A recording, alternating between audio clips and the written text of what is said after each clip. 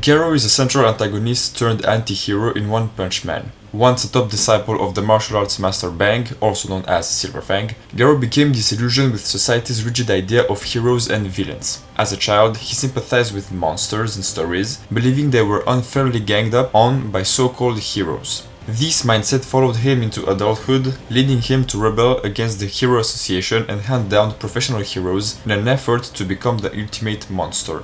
Throughout his journey, Garou grows immensely powerful, developing advanced martial arts skills and undergoing monstrous transformations. Despite his brutality, his actions are driven by a warped sense of justice and a desire to challenge hypocrisy, making him one of the series' most complex and morally layered characters. Let's see how he can achieve his physique, strength, combat skills, and explosiveness. You saw it, I saw it, we all saw it. That dude's got an incredibly well-defined V-taper, meaning bolder shoulders, enormous lats, small waist, and the main feature, leanness. Garou is probably around 10% body fat if not lower. You can see every muscle defined in his back and let's just say everywhere. With that being said, he isn't massive, at least not like Toji Fushiguro, a physique I talked about by the way. His upper body is, like I said, well defined but not massive. Still, he is above average, hypertrophy wise. The legs aren't massive either. Strength on the other hand is the second main feature. Going toe to toe with Saitama isn't child's play. Of course, since he's an anime character and since he's in One Punch Man, he can probably annihilate half a country with the punch. So strength it is, on every body part. The upper body will have a good balance between hypertrophy and strength, but the lower body will be mainly strength focused, because as we can see, his lower body is lacking mass. The fact that he lacks mass gives him more movement freedom in every situation,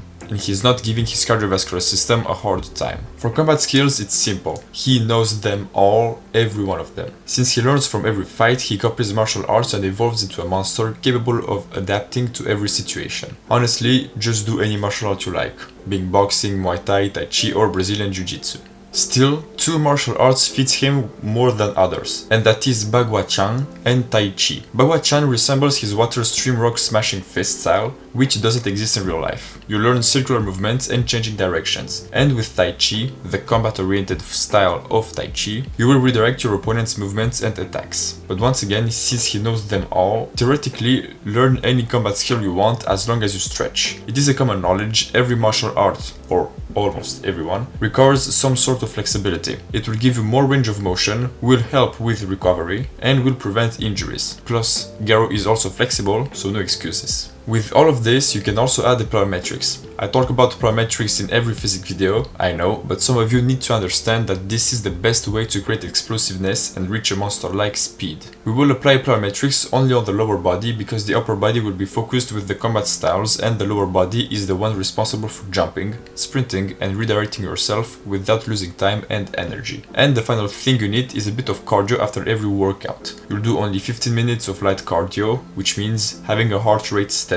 It will be useful to burn some fat and give you some endurance. Now that we have everything, let's dive into the workout plan. It is presented as follows. The exercise, the number of sets times the number of reps. There are 4 rep ranges, 5 to 6, 7 to 8, 9 to 10 and max, which is maximum amount of reps or seconds. Do not be shocked if you only see 1 or 2 working sets. As I said 1,000 times, the nervous system commands muscle contraction and recovers slowly. Muscles can take 2 to 3 days to recover from a hard workout, but the nervous system can take even longer. After all, Mike Menzer wasn't wrong for this. Let's start with upper 1. Weighted pull-ups is by far the best exercise for the back. If you keep your hands at shoulder width or a bit wider, it will give you that splendid V-taper and strength. Weighted dips will give strength to your shoulders, triceps and pecs. Do it on rings if you can, it will be better because your body will have to stabilize itself and recruit more muscles. Lateral raises will give you those bolder shoulders for the V-taper. You can either do them with dumbbells or with cables. The dumbbell shoulder press will give your front delts massive strength, and biceps curls will give your arms thickness and strength.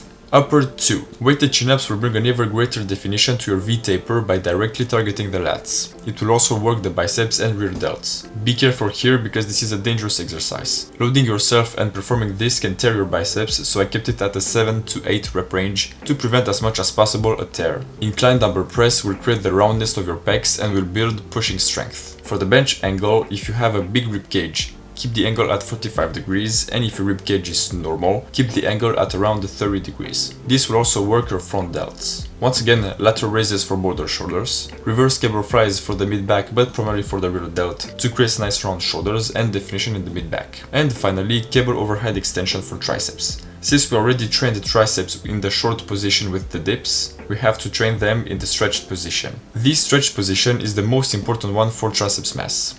Moving on to lower body. As I said, we will prioritize strength and explosiveness. Lower 1. Barbell squats is by far the best exercise for the quads, at least in my opinion. This will give you vertical strength and overall leg strength. Romanian deadlifts are excellent for the hamstrings, lower back and glutes. This will strengthen your posterior chain and will give you strength in lifting heavy objects. Calf raises will prepare your calves when you will need to jump high, so strength is needed too. I added in the lower 1 the traps because in the upper days we already did everything we needed to do. And in the lower 1 we don't need more exercises for the legs. Shrugs will give a better look to your physique, making your body look bigger. And finally, the hollow body hold. Make sure to have your lower back flat on the ground and lift up your legs to maintain a rigid posture. This exercise will strengthen your core, absolutely important for heavy lifting and posture maintenance, and will not bulk up your abs or waist. Hold the position for as many seconds as possible. And finally, lower 2, which will be the plyometrics day. We will start with box jumps to build the vertical explosiveness we need. For all the exercises that will follow, you do as many explosive reps as you can.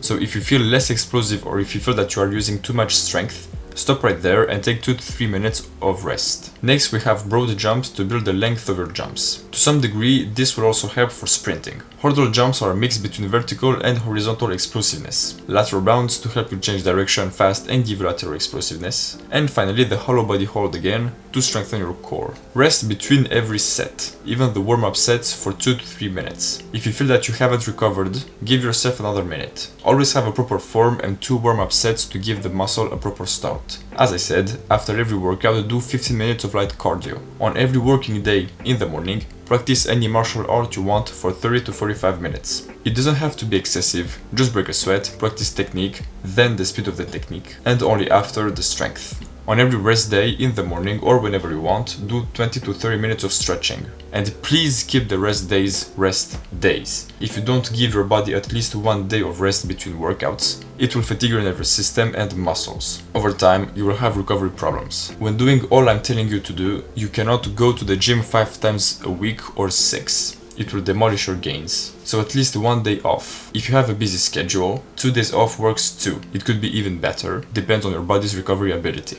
And finally, if you feel more comfortable with the lifting belt, use one, don't be ashamed. To be lean, you'll need to know your BMR and TDEE. Once you know them, you'll have to be on a caloric surplus, maintenance or deficit. Here's a guideline. If you can't see your abs at all, be on a caloric deficit. If you can see them perfectly, like around 10% body fat, be on a caloric maintenance. And if you have 3 to 9% body fat, my man, why? If it's for a competition, yeah, alright. But your hormones are shot and you probably feel like dying. So, be on a surplus, you'll help your body, trust me. If you want to know more things about nutrition, I did 2 videos. The first video talks about the foundations of nutrition, macronutrients and micronutrients. And the other video talks about the gut-brain axis, how food affects your brain and how your brain affects your gastrointestinal tract. And last but not least, if you want to know more things about muscles, check my video on the matter.